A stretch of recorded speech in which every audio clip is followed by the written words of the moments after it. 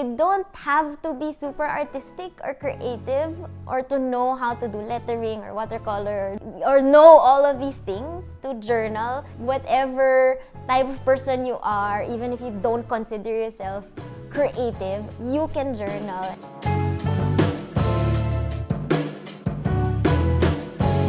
Hello, my name is Nica Cosio and welcome to Common Room's YouTube channel. Today I'm gonna share with you 23 journaling pro tips. 7 pro tips on keeping a journal.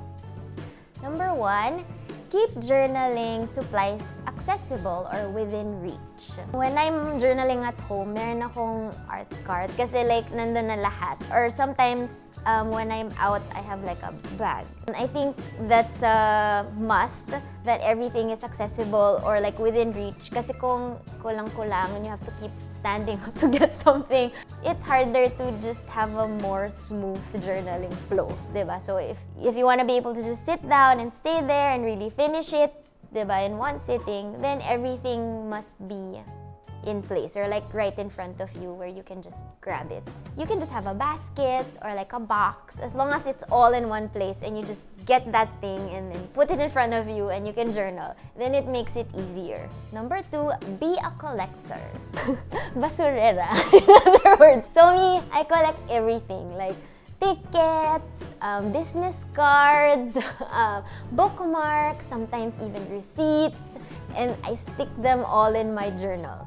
Wherever you find yourself, in whatever situation, experience na you know you're gonna wanna include in your journal, if there's something from that place or like setting that you can take home, and we call those things ephemera because they, you know, parang things that don't really last forever, but they're meaningful. So keep them. Keep them. You don't always have to buy the things that you put in your journal, so you can just take them from your surroundings. So even when I travel, I also do travel journaling. Oh my God, like you take all the paper products, like maps, flyers, brochures from museums, all those things. Collect them and use them. Put them in your journal. Number 3, use the good stuff. Huwag kang manghinayang. Because you know how like it became a thing na you keep buying all this cute stuff, pero like ayaw mo naman gamitin kasi ang cute eh, sayang, diba? Actually, hindi siya sayang because it's gonna be in your journal. And then yung journal mo, since it's yours, then it will always be with you. Those things will allow you to be creative. Number 4, document the highlights. I keep it to 3 to 5 highlights, diba? Sometimes, I won't always have an accompanying image or ephemera to it, so I just write it down, ganon. Pero, give yourself a limit. Feature 3 to 5 highlights from this week. Para then you don't give yourself a hard time figuring out what to do with your journal. Number 5, dedicate a specific time for journaling. Lately, so it has changed through the years, my routine. Now, I journal every Sunday. So my family and I, we spend time together on Sundays in our co-working space. And that's where I find time to like quiet down. Yun, like what I mentioned, I journal once a week. Parang hindi ko na pinipressure yung sarili ko mag-journal daily kasi it's really impossible. So I make it work for me. Number 6, don't rush. Give yourself grace. When you sit down to journal, I'm sure na you've set an expectation na, okay, I have like this day and this time to do this. I'm gonna finish it, diba? Pero sometimes it takes time to really write down something or create a layout, especially if you're just starting out journaling. Yun, it takes time sometimes. So, that's okay. Don't rush. Parang kung kunyari, all you've done is stick the photos and stick the stickers, tas hindi ka pa makapagsulat, that's okay, diba? Just revisit it another time. Number 7, always remember your journal is for you. Siguro in the beginning, I just kept reminding myself na, okay, this is my journal. Walang mag-check nito or mag-grade nito. Okay. Sometimes kasi yun eh, like you overthink it so much na ang hirap mag-start or like ang hirap makabuo ng page. maybe just not pressuring yourself too much, but making sure that you show up regularly to do it. Parang one of the things that I always tell people is that that's your safe space. It's yours. That's nobody else's journal. It's yours. So, alam mo nung kid ka, di ba parang may, diary, di ba? Dear diary, tapos may mga lock pa, di ba? I guess it's like revisiting that childhood. Yung parang wala kang yun, inhibition. 8 pro tips on spicing up your journal. Number 1, stickers and washi tapes are my BFFs. Kasi sobrang cute. So, yun lang. Kasi sobrang cute, ang daming options and choices. Yun, baka dun kayo mahirapan to choose what to buy, ganun. Pero, like, ang dami na ring inexpensive, diba, stickers and washi tapes ngayon, unlike way back. And then, there's so many local artists who make really nice stickers and washi tapes. I think it's the most convenient way to spice up a journal. Lalo na if you're in a rush, like you don't have that much time, stickers and washi tapes make it so easy to make your journal spreads interesting and colorful. So, that's why they're my BFFs. Actually, marami ng washi tape ngayon na parang multiple designs in one. I mean, you just have to look. Pero I like mixing and matching washi tape design. If you're just starting out, maybe get yourself, 3 rolls. Let's say, start with that. Diba? And let's see where it takes you. Number 2, photos always help tell the story. Okay, so me kasi, I love photos. While you cannot put all of your pictures in your journal, you can always choose from it, diba? And then stick it in your journal. So, and then yun nga, like, I'm not always in the mood to really write essay form, diba?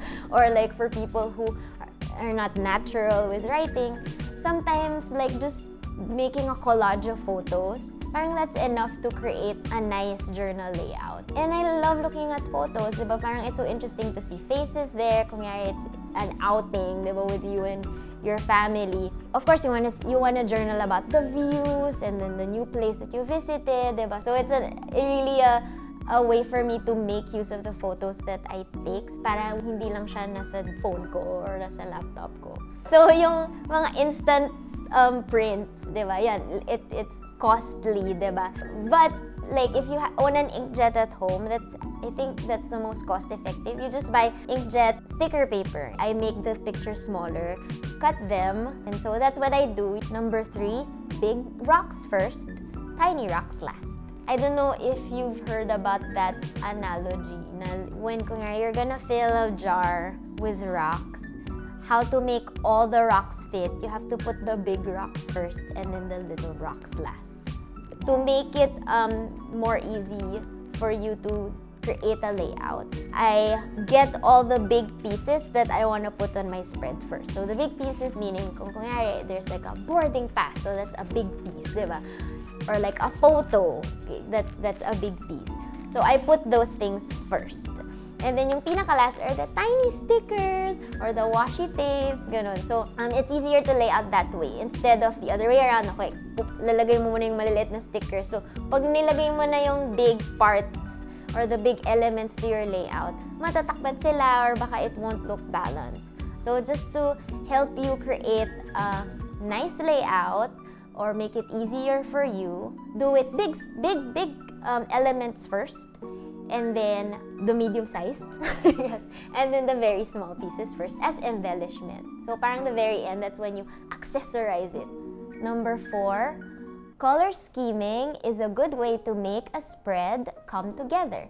That's a common problem. People don't know how to start or what to do. Maybe start with a color scheme. So usually, you look at your big elements, your photo. You look at your photo, what are the colors in the photo? It's like the sky and, it's a beach photo. So you have like blues and maybe some green.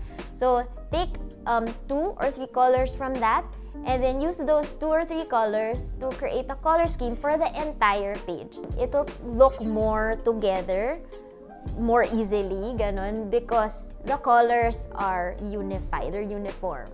Number 5, magazine cutouts are budget-friendly ephemeras. pagka kasi mag-journal ka, parang automatic, ay, bibili akong supplies, gano'n. Pero sometimes, di ba, like, wala nang budget to buy supplies, gano'n. So, although it's always fun naman, it's always fun to shop, pero sometimes, like, naubusan ka na or something, di ba? Just don't worry. You can still journal even if you don't have new supplies. Just get like old magazines, and then you can cut actual pictures from magazines if it relates to what you're gonna journal. Or me, what I actually like is just getting parts of it as background. So like ripping pages from a magazine to create a background. Or not just magazines, even like fashion catalogs, home catalogs, mga ganun, you'll find a lot. Number 6, ripped paper, add character.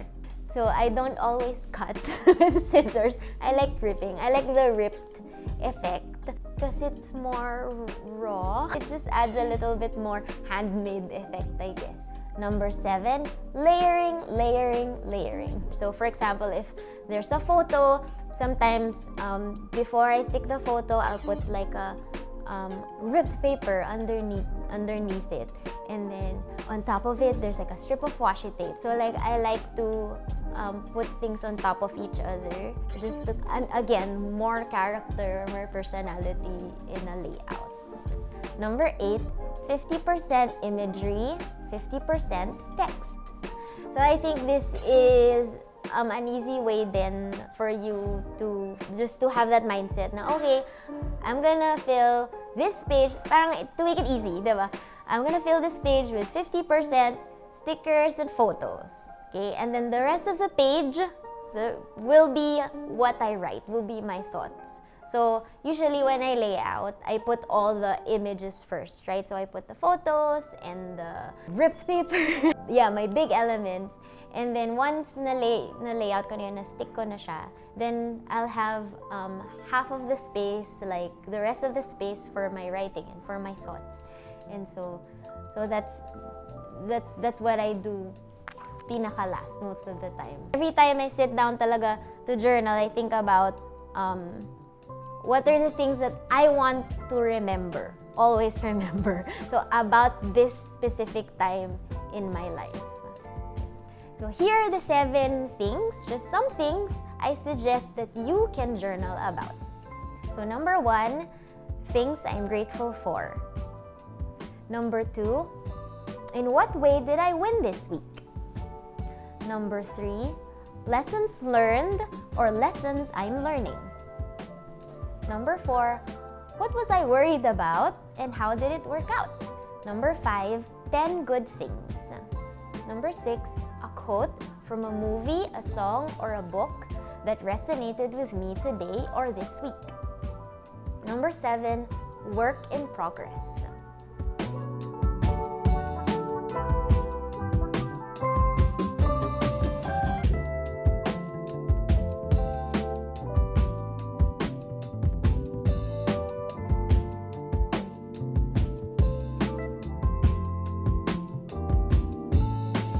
Keeping a journal for me, it's also kind of like therapy. Kunyari, there's something going on in my head or my personal life, ganun, that sometimes when I'm writing about it on my journal, that's when it makes more sense to me. Because, di ba, sometimes when you talk to your friend, mas parang na-hash out mo yung issue, yung problem, or yung situation, and it helps you understand it more.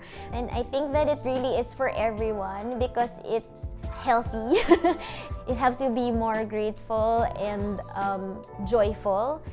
I mean, it's happened to me and I'm sure that it can happen for you too. So I hope that you can journal and it doesn't take much. So those are my tips for journaling. Thank you so much for watching this video and I hope that you learned a lot and I hope that you take up this habit this year with me and you will see the results. You will find out later on how upbuilding and enriching it is for your personal life and also a great way for you to practice being a little bit more creative.